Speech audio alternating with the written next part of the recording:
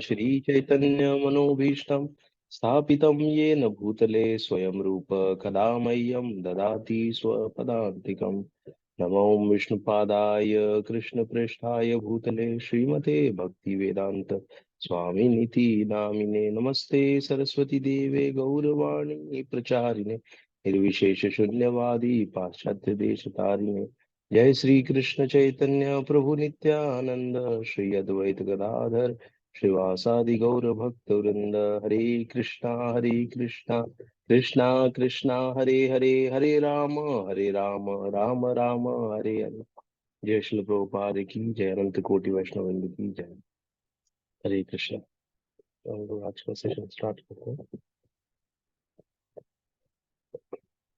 Share करते हैं।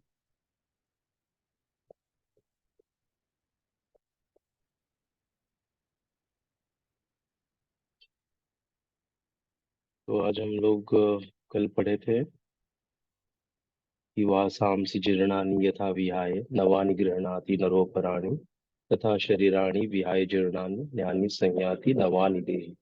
जैसे आत्मा पुराने जैसे हम शरीर पे अगर जो हमारे पुराने वस्त्र है वो फट जाता है तो हम उसको त्याग देते हैं ना। उसको क्या पकड़ के रखे रहते हैं क्या? नहीं ना, उसके प्रति हमारी जो प्रीति है वो कम हो जाती है। वैसे ही आत्मा अगर जब शरीर बूढ़ा हो जाता है तो उसको छोड़ के चला जाता है। ऐसे तो ऐसे भी कह सकते हैं कि अगर शरीर बूढ़ा हुआ नहीं ना, उम्र के पहले ही चला गया, कोई व्यक्ति जवान है उसी में चला गया, तो कैसे उसको हम समझे। हाँ, तो सबका अपना अपना कर्म और ये सब चीजें भी रहती है। हाँ, और जैसे कोई भक्ति कर रहा है और अचानक अकस्मात कुछ हो जाता है ना, तो ऐसे समझना है कि मतलब उसकी जरूरत कहीं और ज्यादा अधिक थी। हाँ, तो उसको यहाँ से उठा के वहां पर शिफ्ट कर दिया गया है। ऐसे भी हम उसको समझ सकते हैं, क्योंकि जो भक्त है वो किसी भी अवस्था में भक्ति का ही कार्य करेगा। चाहे वो नरक में हो, चाहे स्वर्ग में हो, चाहे जहां भी हो, वो भक्ति ही करेगा। ऐसा हम समझ रहे हैं। तो ये था कि आत्मा और शरीर ये दोनों का अंतर के लिए ये सारे श्लोक चल रहे हैं ना, जिससे कि हमारे दिमाग में अच्छे से फिट हो जाए कि आत्मा और शरीर ये दोनों अलग अलग चीजें हैं। ऐसे उसके लिए सारे श्लोक है। अभी ये वाला भी जो श्लोक आ रहा है ये भी उसी के लिए हिसाब से ना, तो इसमें भी हम लोग देखेंगे आत्मा का गुण धर्म क्या क्या है, वो अभी इस श्लोक से हमको पता चलेगा।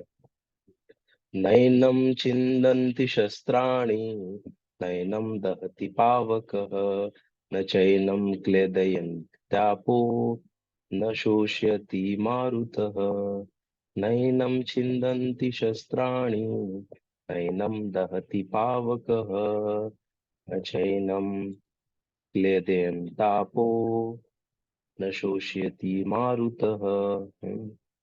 और यहाँ पर क्या कह रहे हैं कि एक वर्ड टू वर्ड मीनिंग देखते हैं इसका, कि न कभी नहीं एनम इस आत्मा को छिंदंती खंड खंड कर सकते हैं शस्त्राणी हथियार, न कभी नहीं एनम इस आत्मा को दहती जला सकता है पावक अग्नि, न कभी नहीं च भी एनम इस आत्मा को क्लेदयंती मतलब भिगो सकता है, आप मतलब जल, न कभी नहीं शोषिती सुखा सकता है कौन? मारुत मतलब वायु ना। अगर हम इसका सब का अर्थ समझ जाए तो आसान है ना कितना श्लोक का याद करने के लिए। छिंदंती मतलब खंड खंड, शस्त्राणी हथियार, ये हमको पता ही है। एनम मतलब इस आत्मा को, दहती मतलब दहन बोलते हैं ना, दहन, होलिका दहन, तो दहती जला सकता है। फिर पावक अग्नि, ऐसे क्लेदन ये याद करना है हमको, भिगो सकता है। शोषिती सुखाना। फिर मारुता मतलब वायु, मारुति बोलते हैं ना वायु, हनुमान जी को। ऐसे हम इसको याद करके आराम से इसको हम लोग कोट कर सकते हैं ना, जब भी हमको जरूरत पड़ी तो। अगर हमको कैरेक्टरिस्टिक ऑफ सोल बताना है ना, आत्मा का गुणधर्म क्या है, तो हम इसको पहले पढ़ेंगे अच्छे से। यह आत्मा न तो कभी किसी शस्त्र द्वारा खंड खंड किया जा सकता है ना, क्योंकि इतना छोटा है ना, बाल के अग्रभाग के 1/10,000वां हिस्सा ना, न अग्नि द्वारा जलाया जा सकता है, इतने छोटे को क्या कोई जला लेगा, जा सकता है, न जल द्वारा भिगोया जा सकता है, या वायु द्वारा सुखाया जा सकता है। तात्पर्य, सारे हथियार, तलवार, अग्नेयास्त्र, वर्षा के अस्त्र, चक्रवात आदि आत्मा को मारने में असमर्थ है। ऐसा प्रतीत होता है कि आधुनिक आग्नेय शास्त्रों के अतिरिक्त मिट्टी, जल, वायु, आकाश आदि के भी अनेक प्रकार के हथियार होते थे। और पहले के लोग मतलब इतना विकसित होंगे कि ये सब चीजें आराम से बना सकते होंगे। हाँ, ऐसा भी तो आधुनिक आग्नेयास्त्रों के अतिरिक्त मिट्टी, जल, वायु, आकाश आदि के भी अनेक प्रकार के हथियार होते थे। यहाँ तक कि आधुनिक युग के नाभिकीय हथियारों की गणना भी आग्नेय शास्त्रों में की जाती है, किंतु पूर्व काल में विभिन्न पार्थिव तत्वों से बने हुए हथियार होते थे। आग्नेयास्त्रों का सामना जल के वरुण हथियारों से किया जाता था ना, जो अग्नि अगर कोई बाण छोड़ता था या अग्नि से कुछ हमला करता था, तो सामने अपोजिट वाले पार्टी क्या करता था, वरुण मतलब पानी वाला, जल वाला हथियार छोड़ता था, जिससे कि वो अग्नि को बुझा दे। जो आधुनिक विज्ञान के लिए अज्ञात है। ये कैसे होता था, क्योंकि हम देखते हैं ना, जैसे युद्ध में भी दिखाया गया है ना, राम भगवान का रावण भगवान के युद्ध में कैसे राम भगवान छोड़ते थे एक एक बाण, तो कैसे उसके अगेंस्ट में दूसरा बाण जाता था ना। तो ये सब चीजें, तो ये सोचिए उस टाइम में कितना विकसित होंगे ना सब ये सब चीजें बना के। तो इसलिए यहाँ पर कह रहे हैं कि यहाँ तक कि आधुनिक युग के नाभिकीय, नाभिकीय मतलब क्या, न्यूक्लियर, न्यूक्लियर हथियार जो है की गणना भी आग्नेयास्त्रों में की जाती है। आधुनिक विज्ञान को चक्रवात हथियारों का भी पता नहीं है। जो भी हो, आत्मा को न तो कभी खंड खंड किया जा सकता है, न किन्हीं वैज्ञानिक हथियारों से उसका संहार किया जा सकता है, चाहे उनकी संख्या कितनी ही क्यों न हो। वैसे हम लोग जैसे देख सकते कि एक बार इन्होंने भी कैसे बड़ा सा एक ब्रिज बना दिया था ना, बाणों का, कितना एक साथ बाण छोड़ सकते थे। कौन, अर्जुन। कितने कितने क्या क्या ये लोग करामात सब करते थे ना, बाणों से छोड़ के इतने जल्दी जल्दी सब बाण छोड़ के कि बाण का ही ब्रिज बना देते थे। वैसे मायावादी इसकी व्याख्या नहीं कर सकते कि जीव किस प्रकार अपने अज्ञान के कारण उत्पन्न हुआ और तत्पश्चात माया की शक्ति से आवृत्त हो गया। न ही आदि परमात्मा से जीवों को विलग कर पाना संभव था। मृत्यु सारे जीव परमात्मा से विलग हुए अंश हैं। चूंकि वे सनातन अणु आत्मा है, अतः माया द्वारा आवृत्त होने की उनकी प्रवृत्ति स्वाभाविक है, और इस तरह वे भगवान की संगति से पृथक हो जाते हैं। जिस प्रकार अग्नि के स्फुलिंग अग्नि से विलग होते ही बुझ जाते हैं, यद्यपि दोनों के गुण समान होते हैं, वराह पुराण में जीवों को परमात्मा का भिन्न अंश कहा जाता है। भगवत गीता के भगवत गीता के अनुसार भी वे शाश्वत रूप से ऐसे ही है, ऐसे ही है। अतः मोह से मुक्त होकर भी जीव पृथक अस्तित्व रखता है, जैसा कि कृष्ण द्वारा अर्जुन को दिए गए उपदेशों से स्पष्ट है। अर्जुन कृष्ण के उपदेश के कारण मुक्त तो हो गया, किंतु कभी भी कृष्ण से एकाकार नहीं हुआ।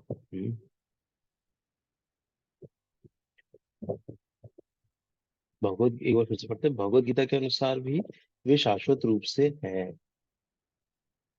अतः अतः मोह से मुक्त होकर भी जीव पृथक अस्तित्व रखता है, जैसा कि कृष्ण द्वारा अर्जुन को दिए गए उपदेशों से स्पष्ट है। अर्जुन कृष्ण के उपदेश के कारण मुक्त तो हो गया, किंतु कभी भी कृष्ण से एकाकार नहीं हुआ ना। तो यहाँ पर देखिए एग्जाम्पल एक क्या आया है, अग्नि का आया है ना। अग्नि से जो उसका स्फुलिंग, एक अग्नि की चिंगारी ना, जब अग्नि से बाहर हो जाती है ना, तो उसका क्या होता है, उसकी उसके अंदर क्षमता है, अगर वो जाके किसी सूखे घास पे गिर जाए तो वहां पे उसको अग्नि पैदा कर सकती है ना। लेकिन अगर वो विलग हो गया अग्नि से, तो थोड़ी देर के बाद वो क्या हो जाएगा, शांत हो जाएगा, वो बुझ जाएगा ना। ऐसे ये अपन वही एग्जांपल दे रहे हैं कि माया द्वारा आवृत्त होने की उनकी प्रवृत्ति स्वाभाविक है, और इस तरह वे संगति से पृथक हो जाते हैं। जिस प्रकार जिस प्रकार अग्नि की स्फुलिंग अग्नि से विलग होती बुझ जाते हैं, यद्यपि इन दोनों के गुण समान होते हैं। ना गुण समान है। अग्नि क्या है, पूरा एकदम विभू है, और एक छोटा स्फुलिंग मतलब एक छोटी चिंगारी, तो उसको अणु समझो, ऐसा। लेकिन वो दोनों अलग अलग है ना, लेकिन गुण दोनों का समान है। दोनों आग पर लगा सकते हैं, आग तो ऑलरेडी लगी है, वो तो और भी आग फैला सकती है। छोटा चिंगारी जाके कहीं सूखे घास पे गिरा, वो भी उसको आग लगा सकता है, ऐसे। लेकिन उसको हम ऐसा ना सोचे कि अ, अभी अग्नि से जो चिंगारी निकलती है वो तो क्या है कि बुझ गई तो उसका अस्तित्व समाप्त हो गया ना, उसका कोई नहीं। लेकिन आत्मा का क्या है कि आत्मा अभी, हम यहाँ पर जो तकलीफ पा रहे हैं ये सब क्यों पा रहे हैं ना, इस भौतिक जगत में हम अटके क्यों, क्योंकि भगवान से हम विमुख हुए हैं ना। भगवान भगवान के जैसा हम भी, स्वामित्व की भावना हमारे अंदर आ गई, इच्छा आ गई स्वामी बनने का ना, कंट्रोलर बनने का इच्छा आ गया, जिसकी वजह से हमको ये शरीर मिला है, और अभी हम इस कलयुग में इस शरीर में भौतिक जगत में उपस्थित हैं, ऐसे। तो यहाँ पर ना, जैसे अभी एक और एग्जांपल है, जैसे हाथ है, हाथ अगर इस शरीर से कट के निकल गया तो इस हाथ का कोई वैल्यू नहीं रहा ना, कोई मोल नहीं रहा। जब तक जुड़ा है तब तक हम इसके साथ कोई भी कार्य ले सकते हैं। हाँ, वैसे कहते हैं कि जो भगवान से विमुख हो गया ना, तो फिर उसका कोई किसी काम का नहीं है वो, ना। ऐसे तो इसीलिए भगवान से जुड़ना जरूरी है। एक बार अलग हो गए ना, तो हमारे पिछले जन्म के कर्मों की वजह से ना, किसी कारण से हम भगवान से विलग हो गए हैं। हाँ, लेकिन जब हमको पता चल रहा है या हमको मौका मिल रहा है कि भगवान से जुड़ने का, या किसी कथा के माध्यम से या कीर्तन के माध्यम से, तो हमको जुड़ना चाहिए। और फिर हमको फिर से जो सुप्त अवस्था में हमारा जो है कृष्ण प्रेम, उसको जागृत करना चाहिए, ऐसे।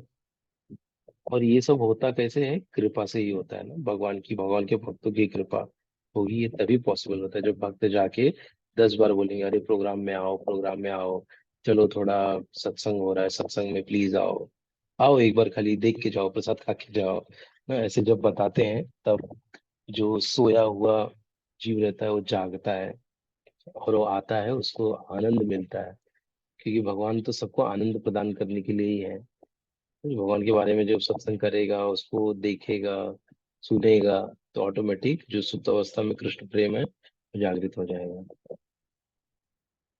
तो यहाँ पर ये जो पूरा बताया है ना, ये आत्मा की परिभाषा दी है ना, कि आत्मा क्या है, ना उसको जला सकते हैं, ना सुखा सकते हैं, ना किसी धारदार हथियार से उसको काट सकते हैं, और ना वायु द्वारा, ना जल से उसको भिगा सकते हैं ना। ये सब चीजें बताया है। और क्या बताया है कि आत्मा और परमात्मा अलग अलग है। प्रभुपाद जी ये बार बार हर एक श्लोका में डाल रहे हैं ना। देख लो, ये मतलब यहाँ पे कहीं ऐसा बताया नहीं है कुछ ना। अगर ये श्लोक का हम लोग अर्थ देखें, तो यहाँ पे कहीं पे बोला नहीं गया ना परमात्मा के बारे में, खाली आत्मा का यहाँ पे कैरेक्टरिस्टिक बताया गया है। लेकिन प्रभुपाद जी जानबूझकर ये बता रहे बार बार, क्योंकि हम लोग क्या है, हम लोग सोए हुए हैं, और हम कलयुग में हमारी बुद्धि भी मंद है ना। इसीलिए बार बार हम ऐसा ना समझे कि सब कुछ एक है ना, ऐसी भावना हमारे अंदर आए ना। उस भावना को ना आने के लिए प्रभुपाद जी बार बार हर इसमें डाल रहे हैं कि जीव अलग, भगवान अलग है, दोनों एक नहीं है।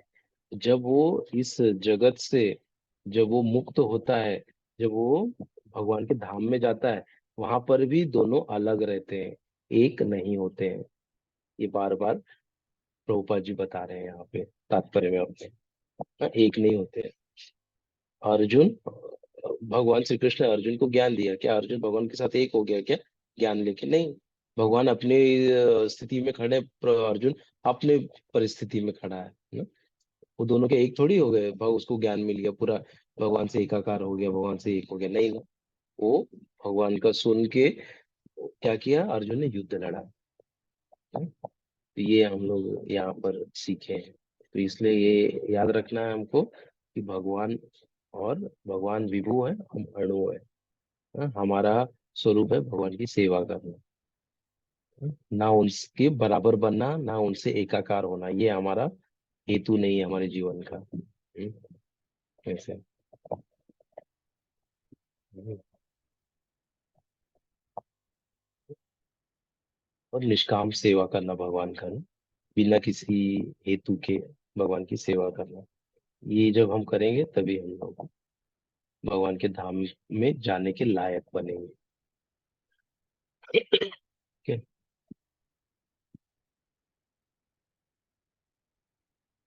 ये वाला श्लोक भी पढ़ लेते हैं हम लोग। अच्छेदो अयम दात्यो अयम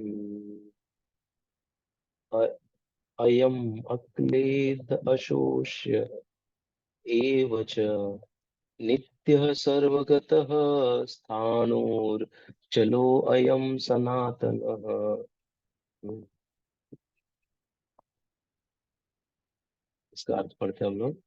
अच्छेदः, न टूटने वाला, अयम यह आत्मा, अदाय न जलाया जा सकने वाला, अयम यह आत्मा, अक्लेद्य अघुलनशील, अशोष्य न सुखाया जा सकने वाला, एवं निश्चय ही च तथा नित्य शाश्वत सर्वगतः सर्वव्यापी स्थाणु अपरिवर्तन अविकारी अचलः जड़ अयम यह आत्मा सनातन सदैव एक सा। हम्म, सदैव एक सा। देखिए फिर से सब क्या बता रहे हैं, आत्मा की ही पूरी उसके गुण धर्म ना, उसकी कैरेक्टरिस्टिक आत्मा का ही बता रहे हैं ना। अचल है, जड़ है, और अयम है, सनातन सदैव एक जैसा ही रहता है, कोई बदलाव नहीं आता है। फिर से पढ़ते हैं इसको हम लोग। यह आत्मा अखंडित तथा अघुलनशील है, इसे न तो जलाया जा सकता है न ही सुखाया जा सकता है। यह शाश्वत सर्वव्यापी अविकारी स्थिर तथा सदैव एक सा रहने वाला है। हम्म। तात्पर्य अणु आत्मा के इतने सारे गुण यही सिद्ध करते हैं कि आत्मा पूर्ण आत्मा का अणु अंश है और बिना किसी परिवर्तन के निरंतर उसी तरह बना रहता है। इस प्रसंग में अद्वैतवाद को व्यवहारित करना कठिन है, क्योंकि अणु आत्मा कभी भी परमा परमात्मा के साथ मिलकर एक नहीं हो सकता। देखिए फिर से वही आया है फिर से बता रहे हैं, एक नहीं हो सकता है। अद्वैतवाद को व्यवहित करना कठिन है। अद्वैतवाद मतलब क्या, कि सब एक है, उसी को अद्वैतवाद बोलते हैं। और द्वैतवाद मतलब भगवान और जीव अलग अलग है, वो द्वैत है। ठीक है। इस प्रसंग में अद्वैतवाद को व्यवहित करना कठिन है, क्योंकि अणु आत्मा कभी भी परमात्मा के साथ मिलकर एक नहीं हो सकता। भौतिक क्लेशों से मुक्त होकर अणु आत्मा भगवान के तेज की किरणों की आध्यात्मिक स्फुलिंग बनकर रहना चाह सकता है, किंतु बुद्धिमान जीव तो भगवान की संगति करने के लिए वैकुंठ लोक में प्रवेश करता है।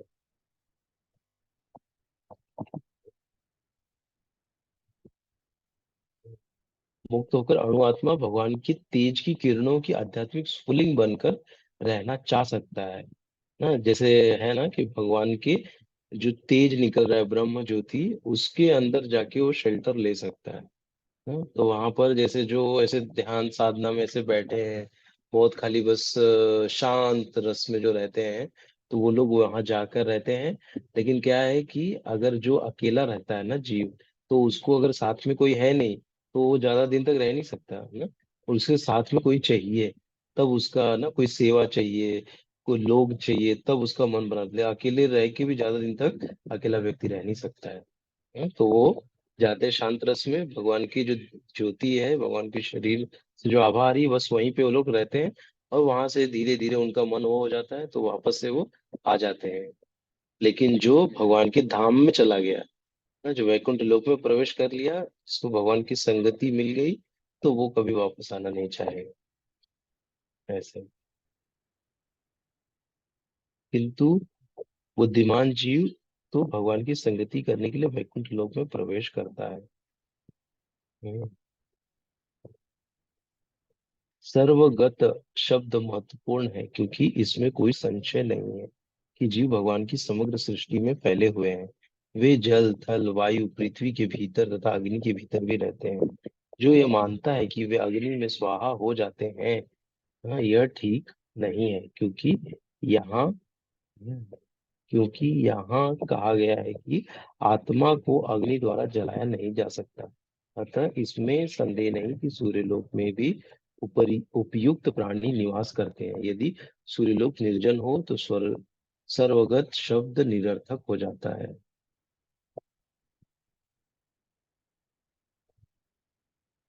मतलब कि सूर्यलोक में भी प्राणी निवास करते हैं।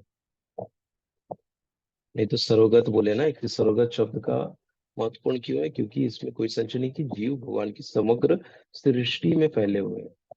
पूरी जितनी सृष्टि है भगवान की, जो भौतिक सृष्टि है, उसमें सब जगह जीव फैले हुए हैं। वे जल थल वायु पृथ्वी के भीतर तथा अग्नि के भीतर भी रहते हैं।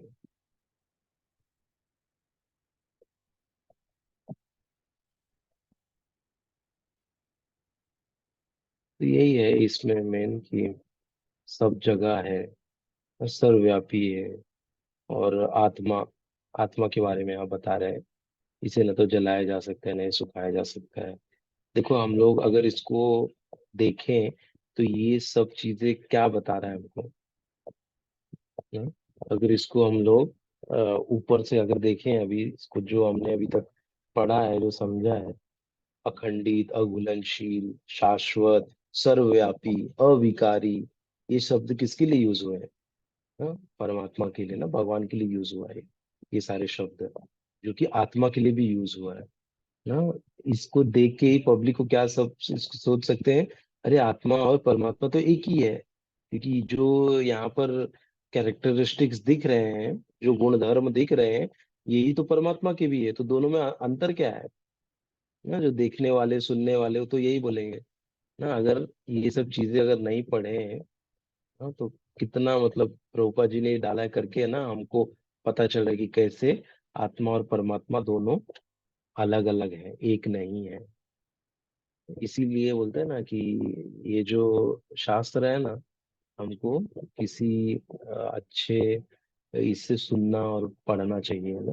तो हमारे लिए प्रभुपा जी ने क्या कृपा कर दी है, ये तात्पर्य लिख के हमको दे दिया है ना। इसको जो पढ़ेगा वो खुद से भी पढ़ के थोड़ा थोड़ा समझ सकता है। उसके बाद जैसे जैसे उसकी प्रगति होते जाएगी, उसमें से बहुत सारे रहस्य उसको दिखने खुलने लग जाएंगे, ना पता चलने लग जाएगा।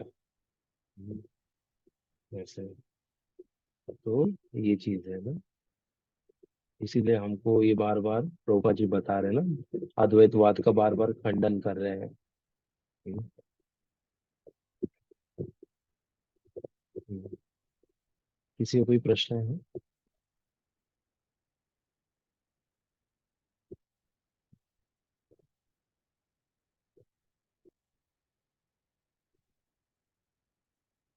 किसी को प्रश्न तो पूछ सकते हैं।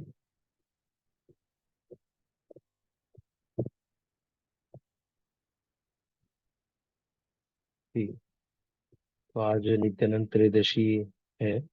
तो हम लोग का बहुत बड़ा सौभाग्य है कि हम ये नित्यानंद त्रयोदशी उत्सव मनाने के लिए हम लोग जीवित भी है। और थोड़ा हम लोग ने आज अपना कुछ कथा भी हम लोग ने श्रवण किया होगा। अगर नहीं किया होगा तो आप लोग आज के डेट में कहीं पे भी लेक्चर हुआ है, उसको सुन सकते हैं ना। बहुत सारे मंदिरों में प्रवचन होता है। हाँ, तो कोई भी मंदिर का आपके जो भी कन्वीनियंट लैंग्वेज है ना, उसमें आप लोग सुन सकते हैं, हिंदी में, इंग्लिश में या मराठी में।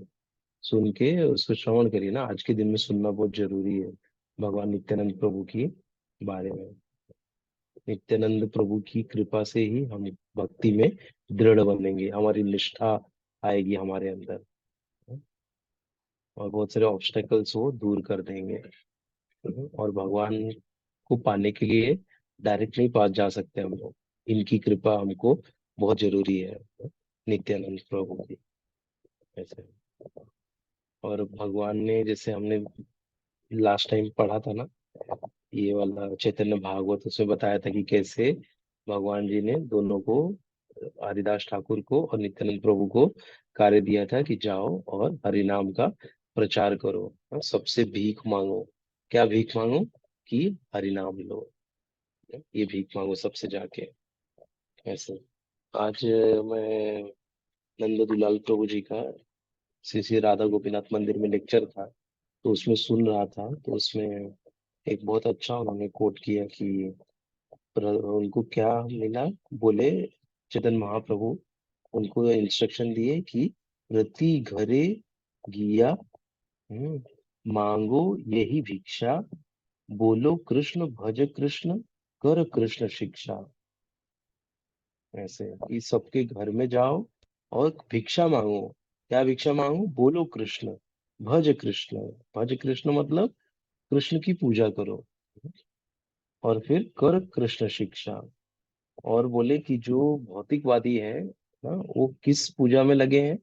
वो लगे हैं जो अनर्थ है, ईर्ष्या और द्वेष, है, और काम क्रोध लोभ मोह मद मत्सर जो है, इन छहों को वो करने के लिए कल्टीवेट कर रहे हैं, या उसके पीछे ही लगे हैं वो लोग ना। तो उनको जाके थोड़ा बताओ, जिससे कि कृष्ण के बारे में वो जाने सुने, और फिर धीरे धीरे वो इसके बारे में समझें। और ये देने के लिए गए कौन थे ना? ये दोनों है कौन? नित्यानंद प्रभु और हरिदास ठाकुर ना। हरिदास ठाकुर किसका रूप थे? ब्रह्मा जी का। नित्यानंद कौन है?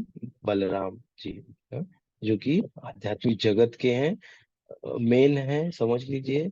और ये जो है अपने हरिदास ठाकुर, ये भौतिक जगत के मेन है ना, ब्रह्मा है, स्पिरिचुअल मास्टर समझ लीजिए यहाँ के। तो वो दोनों का बताए कि वो लोग गए सोचे भीख मांगने के लिए इतने, एक वैकुंठ लोक के सबसे महान और एक भौतिक जगत के सबसे श्रेष्ठ, ये दोनों कहाँ गए हैं? सबके घर में जा जा के भीख मांगने के लिए इनको बोला। और जो जनता है ना, जो भिक्षा देने वाली है, वो लोग क्या भिक्षा दे पाएंगे इनको ना? वो लोग फिर क्या करते हैं? वो लोग ही उन लोग से बोलते कि भैया हमको बताओ कि क्या करें हम लोग। तो फिर ये लोग बताना चालू करते हैं कि कैसे हरि नाम लेना है। हाँ? हरे कृष्णा कृष्णा कृष्णा हरे हरे, हरे राम राम राम हरे हरे। इसका ही प्रचार करने के लिए तो आए थे ना सब लोग। सोचिए मतलब भगवान जी ने किनको टास्क दिया था इतना बड़ा, हरि नाम का वो करने के लिए। तो हम समझ सकते हैं कि हरि नाम की महिमा कितनी बड़ी है ना। और नित्यानंद प्रभु कितने टॉलरेंट थे, जो जगाई मदाई को भी उन्होंने सहन किया। हाँ, और कैसे भगवान को रोके कि भैया इनको मारो मत। इस कलयुग में तो सब लोग ऐसे ही है। हाँ? हमारा अवतार किस लिए हुआ है? आपका अवतार, आपका अवतार हुआ है कि आसुरी प्रवृत्ति को मारने के लिए। हाँ, जैसे कृष्ण जब आए थे तो वो सारे असुरों का वध किए। हाँ, चैतन्य महाप्रभु आए तो क्या किए? आसुरी प्रवृत्ति का वध किए। हाँ, जो व्यक्ति जो बहुत शराब पीता था, बहुत मांसाहार करता था, व्यभिचार करता था ना, उस व्यक्ति को, उसकी जो ये सब आसुरी प्रवृत्ति है ना, तो जब हरिनाम आ गया तो क्या हो गया? उस व्यक्ति की आसुरी प्रवृत्ति खत्म हो गई ना। अब वो क्या हो गया कि वो सबके प्रति उसका आदर प्रेम आ गया ना। एक जानवर को अभी, चींटी को भी मारने के लिए 10 बार सोच रहा है वो। ये क्या हो गया? उसकी जो आसुरी प्रवृत्ति थी वो खत्म हो गई ना। ऐसा है। तो इतना मतलब बड़ा ये उन्होंने बोला कि आपका अवतार इसके लिए हुआ है कि आप आसुरी प्रवृत्ति को खत्म करें। अगर आप सबको मारोगे ऐसे असुर, असुर लोग को, तो यहाँ पे कोई नहीं बचेगा, क्योंकि इस कलयुग में तो सभी असुर है ना। अगर आप सबको मारोगे तो पूरा ये पृथ्वी खाली हो जाएगी, कोई दिखेगा ही नहीं, क्योंकि सारे असुरी स्वभाव के हैं। तो ऐसा है। ऐसे ही एक बार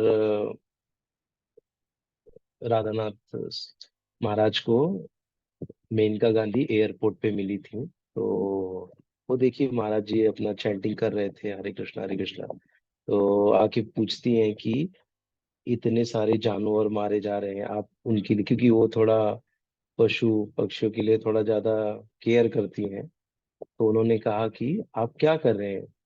आप यहाँ पे खाली चैंटिंग चैंटिंग कर रहे हैं, इससे क्या हो रहा है? इससे कुछ हो रहा है क्या? आपके मूवमेंट से क्या हो रहा है?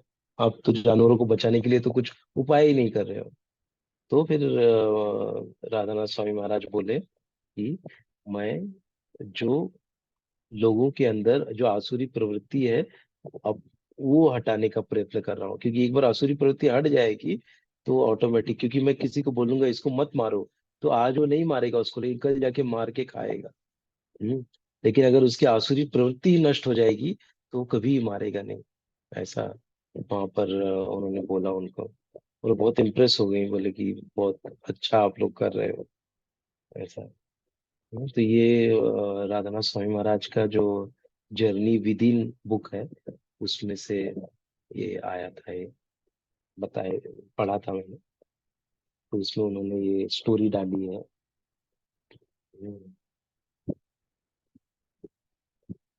ऐसे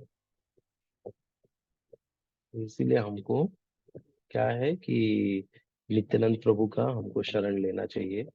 हम लोग इतने महान तो नहीं है कि हमारे अंदर वैसा भाव है हम बार बार उनको प्रार्थना करें, उनको याद करें। एटलीस्ट आज का जो दिन रहता है, ये स्पेशल दिन रहता है ना, इस स्पेशल दिन में स्पेशल कृपा मिलती है। ये आज के दिन मंदिर जाना चाहिए। आज मेरा भी दुर्भाग्य है कि मैं मंदिर नहीं जा पाया, लेकिन चलो थोड़ा नितिन प्रभु के बारे में बोल के थोड़ा प्यूरिफाई होने का मौका मिला है आप लोग के साथ में। हम्म, ऐसे तो हम लोग आज का सेशन यहीं पे एंड करते हैं। और आप लोग थोड़ा, अगर समय है तो थोड़ा सुन लीजिएगा कोई लेक्चर यूट्यूब पे खोल के नित्यानंद प्रभु के बारे में। तो बहुत बहुत धन्यवाद आप सभी का। Thank you so much. Hare Krishna. जय श्री प्रभुपाद की जय। अनंत कोटि वैष्णव वृंद की जय। Hari thank you, thank you प्रभु जी, बहुत ही सुंदर। हरे कृष्ण। हरे कृष्ण।